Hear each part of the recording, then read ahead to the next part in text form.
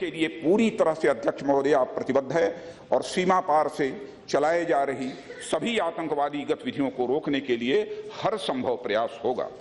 मैं सरकार की ओर से सभी मृत नागरिकों एवं वीर गति को प्राप्त सुरक्षा कर्मियों के परिजनों के प्रति हार्दिक संवेदना व्यक्त करता हूं तथा सभी घायलों के जल्द से जल्द स्वस्थ होने की हार्दिक कामना करता हूं। जी धन्यवाद। यस, नो, इस पर चर्चा नहीं, आप चर्चा मांगो। अंडर नहीं, स्टेटमेंट पे प्रश्न नहीं होते हैं।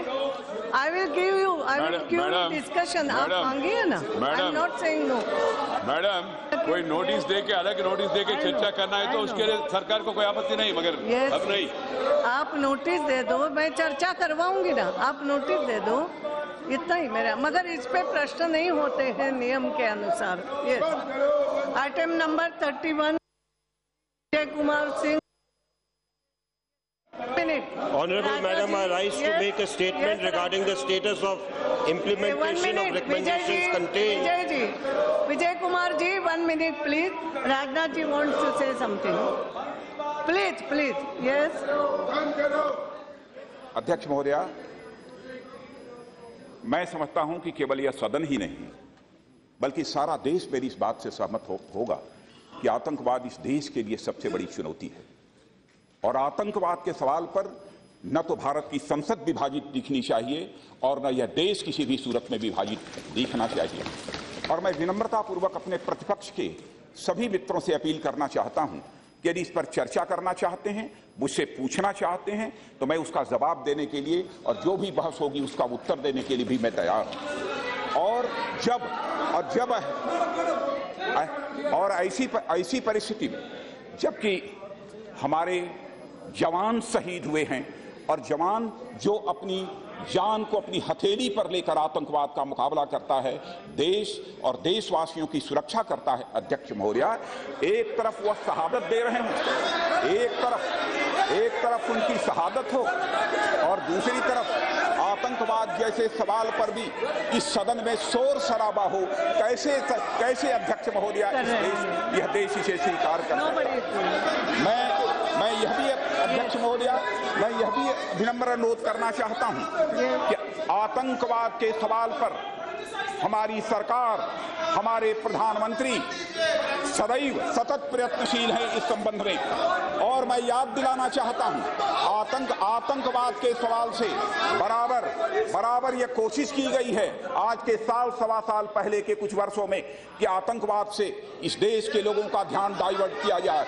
मैं याद दिलाना चाहता हूं 2013 में इसी सदन में पिछली सरकार, यूपीए सरकार के पूर्व गृह मंत्री ने हिंदू आतंकवाद जैसे एक नई टर्मिनोलॉजी का इजाद किया था ताकि जो जांच की दिशा है उस जांच की दिशा को बदल दिया जाए और आतंकवाद के खिलाफ पूरी मजबूती के साथ यह देश न खड़ा हो पाए। और अध्यक्ष महोदया, मैं आपको यह भी याद दिलाना चाहता हूं कि यूपीए सरकार के गृह मंत्री ने जो उस समय स्टेटमेंट दिया था और जो उन्होंने हिंदू आतंकवाद जैसी एक नई टर्मिनोलॉजी का इजाद किया था, उसके परिणाम स्वरूप पाकिस्तान के हाफिज सईद ने भारत सरकार के गृह मंत्री को बधाई दी थी। हम ऐसी शर्मनाक स्थिति इस देश में किसी भी सूरत में पैदा नहीं होने देंगे।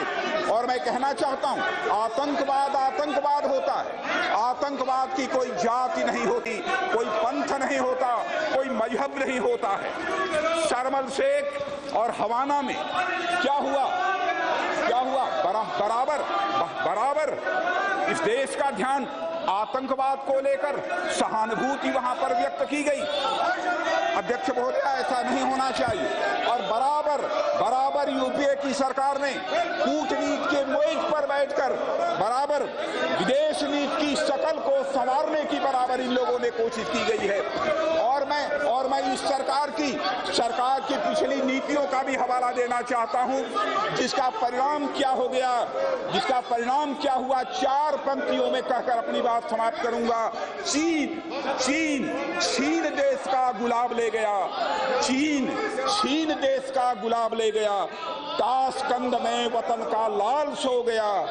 ये सुलह की शकल को संवारते रहे, जीतने के बाद बाजी हारते रहे, यही इनकी इसलिए इतना ही कहते हुए अंत में अपील करना चाहता हूं अपने सभी राजनीतिक पार्टी के नेताओं को कि आतंकवाद के सवाल पर हमें गंभीरतापूर्वक यहां पर चर्चा करनी चाहिए और इस आतंकवाद की चुनौती को पूरी ताकत के साथ हम कैसे इससे स्वीकार करें इसके संबंध में विचार करना चाहिए। General Vijay Kumar Singh, I know इस पर चर्चा। Honorable Madam, I rise to make a statement regarding the status of implementation of recommendations contained in the 6th report of the Standing Committee on Finance on demands for grants 2014-2015 pertaining to the Ministry of Statistics and Program Implementation. Since this statement is lengthy, I do not want to take precious time of the House, and I seek your permission to lay the statement on the table of the House. Shri Santosh Kumar Gangwar जी।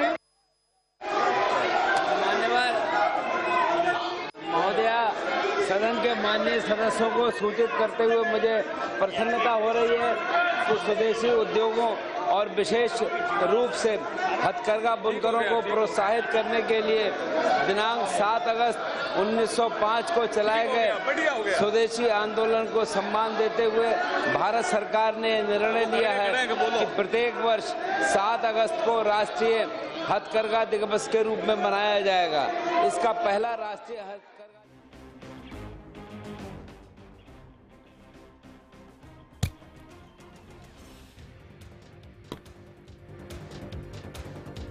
तो गृह मंत्री राजनाथ सिंह यहां पर संसद में बयान देते हुए गुरदासपुर हमले को लेते हुए देश बटा हुआ आतंक के मुद्दे पर नजर नहीं आना चाहिए। हमारे साथ हमारे संवाददाता अमिताभ सिन्हा इस वक्त फोन लाइन पर जुड़ चुके हैं। अमिताभ, गृह मंत्री ने यहां पर बयान दिया गुरदासपुर हमले को लेके, लेकिन आपको लगता है कि यहां पे विपक्ष जो है, वहां पे तमाम जो पार्टियां हैं वो संतुष्ट नजर आई हैं? देखिए, सबसे बड़ी अहम बात है कि राजनाथ सिंह की भाषण जो भाषण हुआ है पहले बड़ी शांति से हुआ है। कल राज्यसभा में इतना हंगामा हुआ था कि राजनाथ सिंह अपना भाषण भी ठीक से नहीं पढ़ पाए थे। इसी भाषण को जब स्टेटमेंट वो जो पढ़ने गए थे वहां राज्यसभा में, तब वित्त मंत्री अरुण जेटली और तमाम बीजेपी के सदस्यों ने काफी निशाना साधा था कि आतंक जैसे मुद्दे पर कांग्रेस और विपक्ष एकजुट नहीं दिखना चाहता है। तभी आज लोकसभा में बहुत शांतिपूर्वक पूरे सदन ने उन बयान सुना है। 2-3 चीजें उन्होंने कर दी है। पहला, आतंकी पाकिस्तान से आए थे, जो काफी दुर्गम इलाका है, नदी का इलाका है, उसको पार करके आए थे। जीपीएस मिले उनके पास, ये सब करता है पाकिस्तान से आए थे आतंकवादी। दूसरी बात, उनको न्यूट्रलाइज कर दिया गया है। और उसके साथ साथ उन्होंने ये भी कहा कि भारत किसी भी तरह से अपनी सीमाओं की सुरक्षा के में कोई कोताही नहीं बरतेगा। बिल्कुल अमिताभ, एक बार अपने दर्शकों को सुनाए कि अभी संसद में गृह मंत्री राजनाथ सिंह ने क्या कहा। मैं गुरदासपुर पंजाब में वे आतंकवादी हमले के संबंध में अपना स्टेटमेंट सदन के समक्ष प्रस्तुत करने के लिए खड़ा हुआ।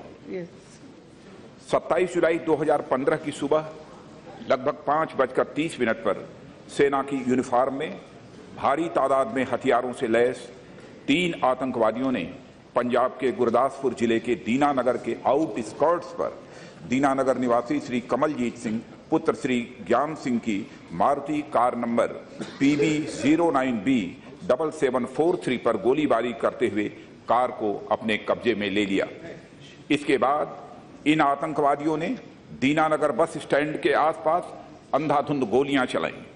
उन्होंने बामियाल से आ रही पंजाब रोडवेज की बस नंबर PB 06G 9569 को भी अपना निशाना बनाया। इसके बाद ये आतंकवादी दीनानगर पुलिस स्टेशन में घुस गए और सुरक्षा ड्यूटी में तैनात संतरी पर फायर किया। पुलिस स्टेशन पर फायरिंग के दौरान होमगार्ड राजेंद्र कुमार और अशोक कुमार घायल हुए। थानाध्यक्ष सब इंस्पेक्टर मुख्तियार सिंह, जो पुलिस स्टेशन के अंदर थे, जब बाहर निकले तो आतंकवादियों द्वारा उनको भी फायरिंग कर उन्हें घायल कर दिया गया। आतंकवादी लगातार गोलीबारी करते हुए पुलिस स्टेशन में घुसने की कोशिश कर रहे थे। रात्रि की मुंशी ड्यूटी पर तैनात हवलदार रामलाल ने संतरी का हथियार लेकर बहादुरी से आतंकवादियों का सामना किया। हवलदार रामलाल पुलिस स्टेशन के अंदर चले गए और उन्होंने दरवाजे के अंदर से बंद कर लिया ताकि आतंकवादी पुलिस स्टेशन के अंदर प्रवेश न करने पाए। अंधाधुंध फायरिंग के कारण पुलिस स्टेशन के बगल में स्थित किरण अस्पताल में भर्ती 3 मरीज भी गोली लगने से घायल हो गए, जिनमें से 2 लोगों की मृत्यु हो गई। अध्यक्ष महोदया, इस दौरान ये आतंकवादी